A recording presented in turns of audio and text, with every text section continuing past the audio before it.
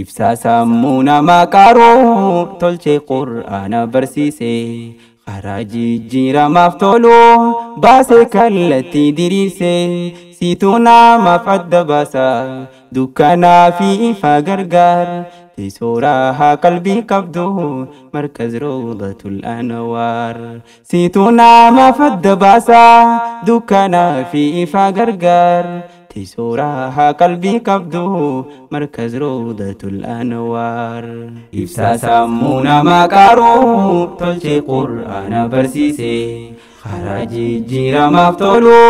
baasee kallattii diriirse siituu namaaf adda baasa dukkanaa fi ifa gargaar teessooraa qalbii qabdu markaz rawdatul anwaar siituu namaaf adda baasa dukkanaa fi ifa gargaar teessooraa qalbii qabdu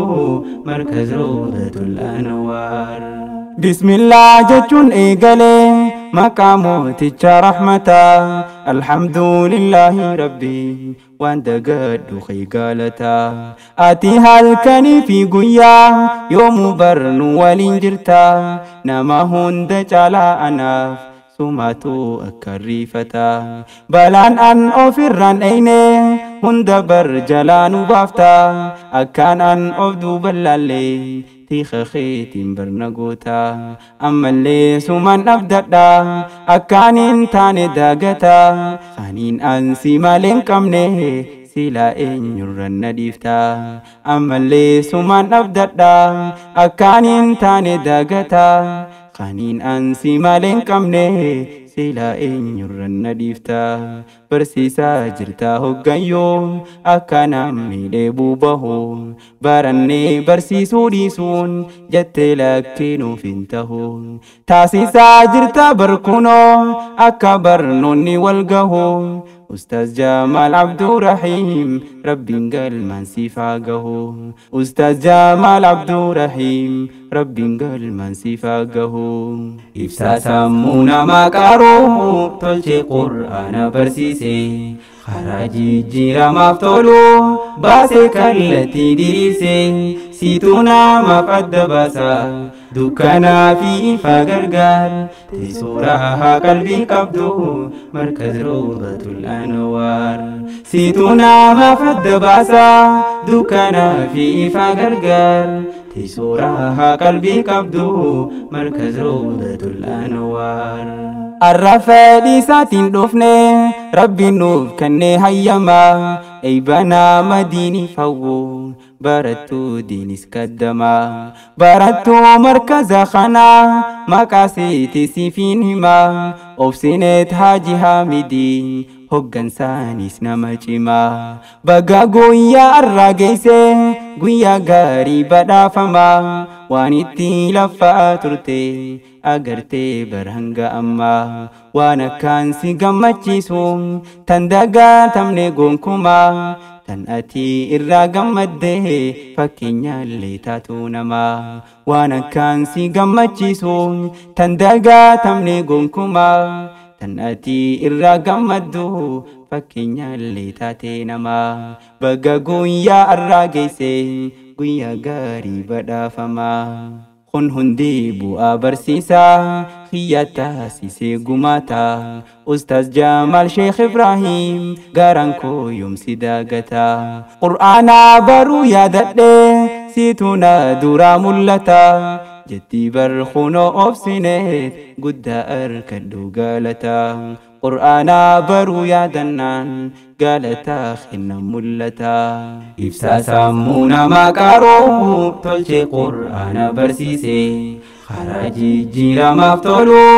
baasee kallattii diriirse siituu namaaf adda baasa dukkanaa fi ifa gargaar teessooraa qalbii qabdu markaz rawdatul anwaar siituu namaaf adda baasa dukkanaa fi ifa gargaar teessooraa qalbii qabdu markaz rawdatul anwaar baga gammadde siin jannaa hojjatte kun waan si boonsu qur'aana baradhee lammuu adawwii diinan gowwomsu galataa barsiisaa boodaan khaniin ammaa sitti aansu amiirraaniif koree wajjiin warra markaza gaggeessu galatooma jazaa keeysaan rabbiin isiniif haa baasu barattoota keenya hundaa tokko addaanin hambisu asumaan amrii waa hundaa rabbi isiniif haa laaffisu gaarii waan jaalattaniitiin walitti isin haa baasu gaarii waan jaalattaniitiin walitti isin haa baasu barsiisaa jirtaa hoggayyoo akka namni dheebuu bahu barannee barsiisuu dhiisuun jettee lakkinuuf hin tahu taasisaa jirtaa barkunoo akka barnoonni wal gahu Ustaz Jamal Abdurrahim Rabbin galman sifagahu Ustaz Jamal Abdurrahim Rabbin galman sifagahu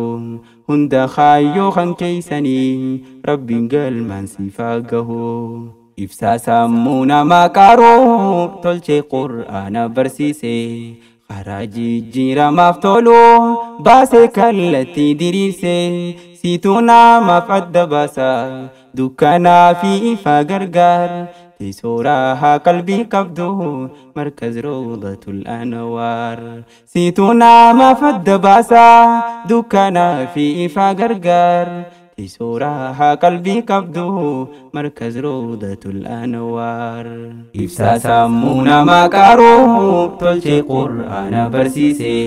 karaa jijjiiramaaf tolu baasee kallattii diriirse siituu namaaf adda baasa dukkanaa fi ifa gargaar teessooraa qalbii qabdu markaz rawdatul anwaar siituu namaaf adda baasa dukkanaa fi ifa gargaar teessooraa qalbii qabdu markaz rawdatul anwaar